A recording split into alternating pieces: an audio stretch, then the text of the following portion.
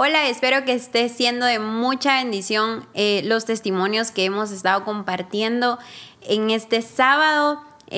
Tengo el privilegio de estar acompañada de Dani y de Pastora Ruth, que es su mami, y es un privilegio para mí tenerlas acá. Gracias por haber aceptado. Y el fin de todo esto es que con el testimonio de cada una de ellas tú puedas ser bendecida y que Dios hable a tu vida. Y sé que este segmento no será la excepción.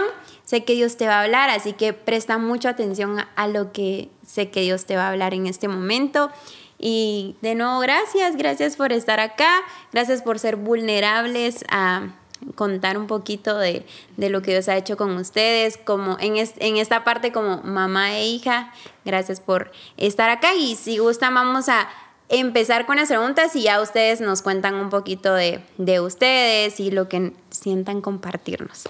Y la primera pregunta va más directo para usted y es: ¿cómo fue educar a sus hijas en medio del ministerio y sin obligarlas, sino que ellas entendieran lo que ustedes estaban haciendo, pues lo que ustedes hacen, ¿verdad?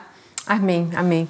Qué bendición estar aquí, Mel. Gracias por la invitación y a todos los que nos están viendo. Qué bendición poder llegar a ustedes.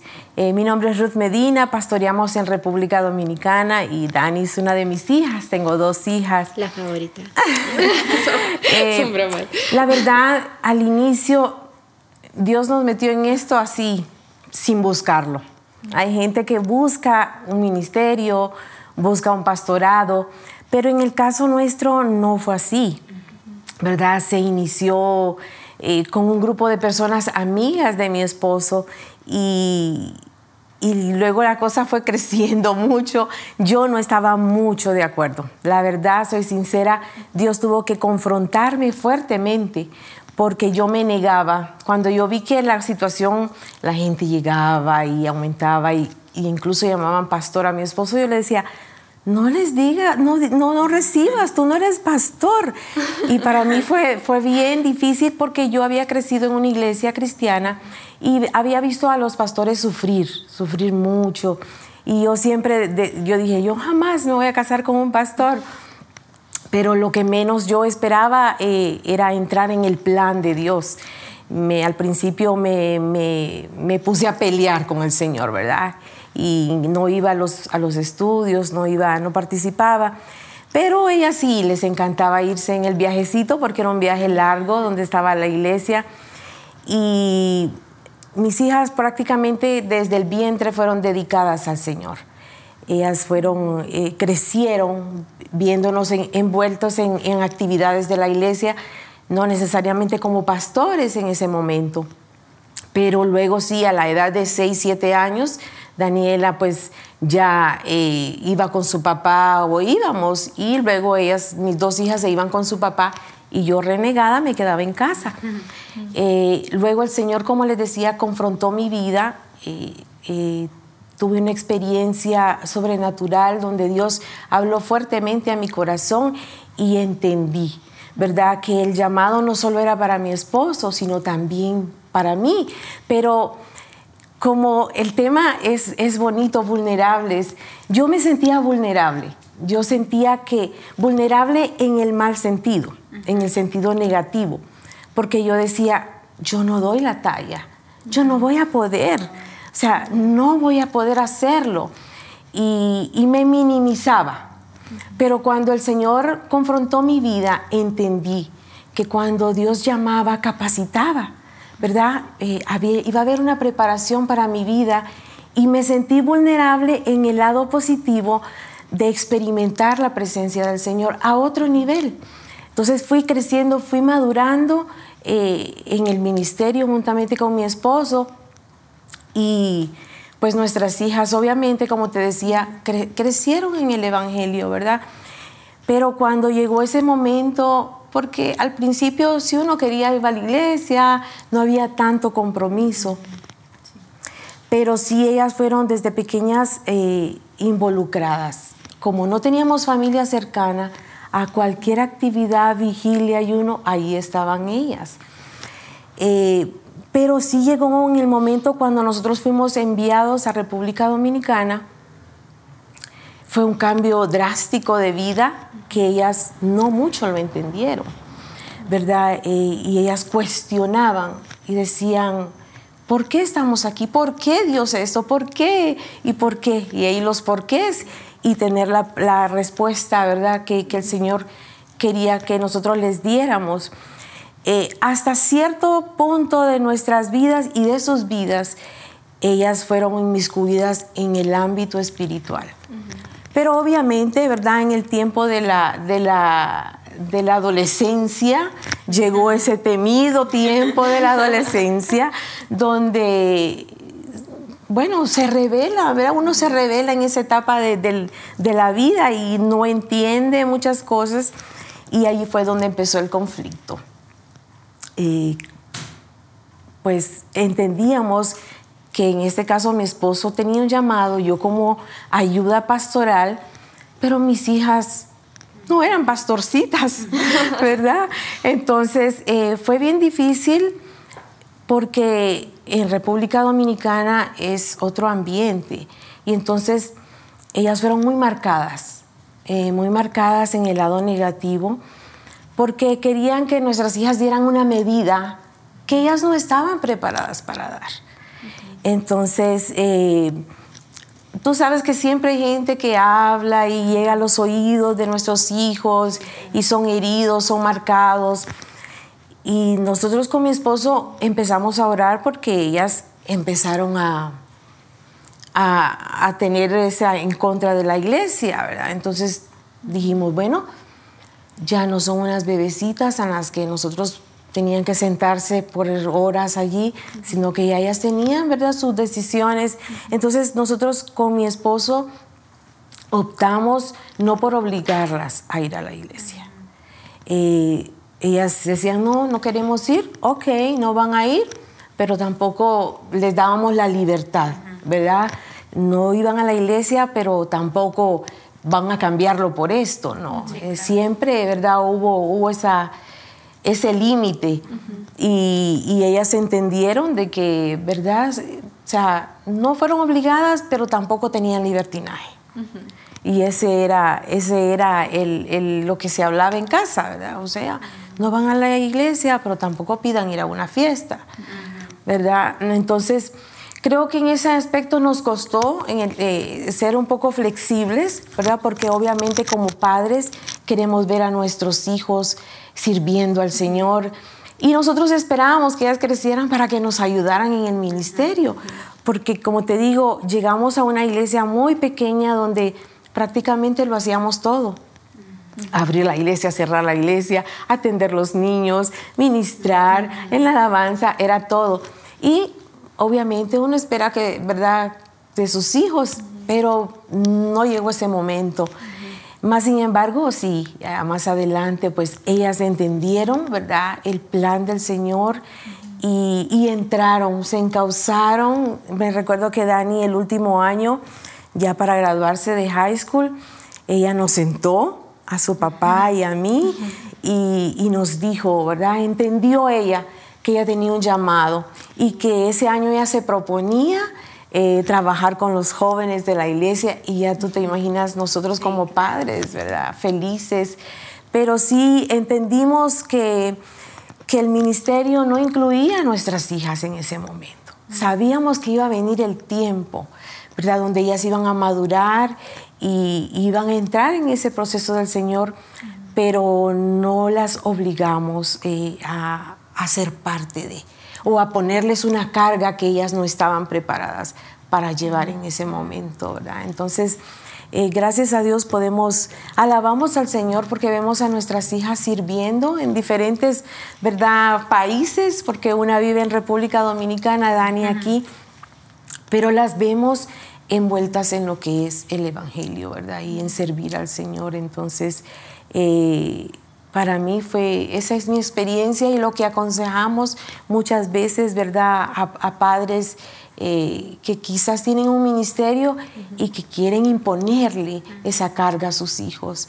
Entonces, el llamado es individual, y poco a poco el Señor va trabajando en ti para que tú llegues a formar ese equipo con tu esposo. Y por eso te decía que al principio yo me sentía vulnerable, decía, yo no lo voy a poder hacer. Yo no estoy capacitada, yo no tengo el nivel, yo no, o sea, me minimizaba yo, me descalificaba. Me descalifiqué antes de darle la oportunidad al Señor. Entonces, ha sido una experiencia maravillosa, servir al Señor como familia y seguimos sirviéndole y sé que un día mis hijas, ¿verdad?, el llamado que tengan se van a desarrollar porque han entendido y han visto. Creo que tal vez no es prudente decirlo, pero hemos tratado de darles el mejor ejemplo. Que el ser hijo de pastor en este caso no es un castigo, ¿verdad? Sino es un deleite, sí, es una bendición que se va a traspasar a sus generaciones. Sí, sin duda. Creo que fue clave el exponerlas a lo que ustedes experimentaban y experimentan. Amén, todavía sí. Y quisiera preguntarte a ti, ¿cómo fue que tomaste tú la decisión propia de seguir y servir a Dios? No como al Dios de tus papás, sino a la revelación de tu propio Dios, ¿verdad? Sí, yo creo que es súper diferente el proceso de cada quien de encontrarse con Dios. Y realmente, como dice mi mamá, fuimos expuestos siempre a la presencia de Dios, expuestos a la iglesia, que si habían vigilias, o sea, mi mamá nos ponía colchonetas y nosotros ahí dormíamos y que si había ensayo, nosotros ahí estábamos, pero creo que no llega ahí el estar, no, o sea, no es conocer a Dios el haber estado en la iglesia toda tu vida. Conocer a Dios es tener un encuentro directamente con Dios y que Dios te hable y transforme tu vida, tu forma de ver las cosas, tu forma de pensar, tu forma de caminar. Cuando llegas a Dios realmente cambia todo. Y yo creo que pensé por mucho tiempo conocer a Dios y no fue hasta que realmente salí de casa. Obviamente tenía mis encuentros con Dios y todo, y mientras estaba joven, o sea, en mi adolescencia y todo, o sea, tuve mis encuentros con Dios. Es indudable no decir nunca sentí a Dios, pero yo creo que cuando más real Dios se hizo en mi vida fue cuando salí de casa. Y experimentar a Dios sola, sin tener a mi mamá y a mi papá diciéndome, tenés que ir a la iglesia, hoy toca discipulado, hoy toca ensayo, o algo así. O sea, yo era como, si yo quiero voy, si no, no voy. Y hasta en ese momento, me recuerdo, yo tenía ya tal vez 18, 19 años, y ser expuesta a un ambiente como donde estás sola y no le tienes que rendir cuentas realmente a nadie porque nadie más te está viendo más que Dios. Y se me venían todos los recuerdos y todas las enseñanzas que tuve en casa de cómo adorar, de cómo orar. Y yo me recuerdo que desde chiquitas mis papás nos llamaban a la habitación todas las noches y orábamos juntos como familia. Y hoy te toca a ti, y hoy te toca a ti, y así. Y empezábamos. Y yo creo que eso me marcó porque hasta la fecha, sin que nadie me diga nada, yo antes de dormir le doy gracias a Dios. Y yo creo que mi encuentro más especial ha sido el estar sola, vulnerable. Así.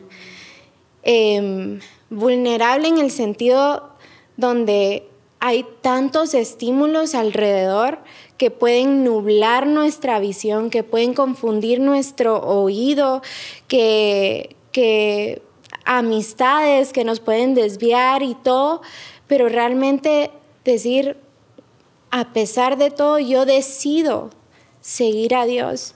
Y yo decido leer mi Biblia, y yo decido orar, y yo decido tomar esas decisiones realmente para mí y ser vulnerable ante Dios y exponer mi corazón ante las situaciones, porque no fue fácil vivir sola, pues yo soy muy pegada a mi mamá, siempre lo he sido, pero yo creo que el vivir realmente aislada de mi familia me hizo saber que dentro de la vulnerabilidad aún ahí no estoy sola, está Dios. Y yo creo que para mí ha sido mi experiencia más, de las experiencias más íntimas que he tenido con Dios estando sola.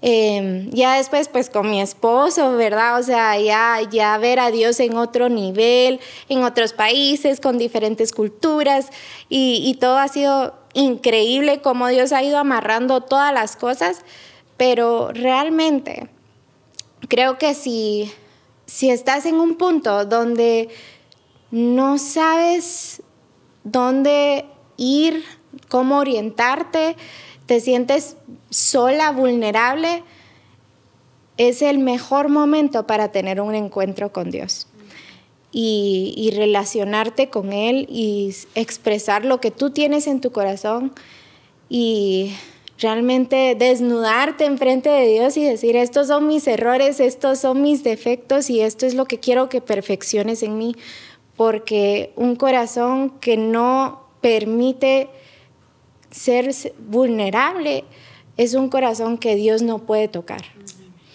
Y eso es lo que he aprendido yo en todos estos años y me emociona muchísimo que lleguen estas fechas de vulnerable porque siempre Dios habla a través de cada prédica y yo sé que va a marcar tu vida, cada prédica, cada testimonio, cada canción que se vaya a cantar es algo realmente que Dios ha dirigido, Dios ha orquestado. Entonces, gracias, Mel, por esta oportunidad. No, gracias. Muchas gracias por ser tan abiertas y vulnerables. Gracias por mostrarse, porque muchas veces creemos que ser vulnerable es malo, pero ustedes mencionaron ambas partes, ser vulnerable como del lado no tan bueno y también del lado bueno, y siempre Dios se glorifica. Así que muchas gracias por ser parte de esto y pues espero que sea una bendición para tu vida este testimonio y todos los testimonios que has escuchado y puedes escuchar. Dios te bendiga.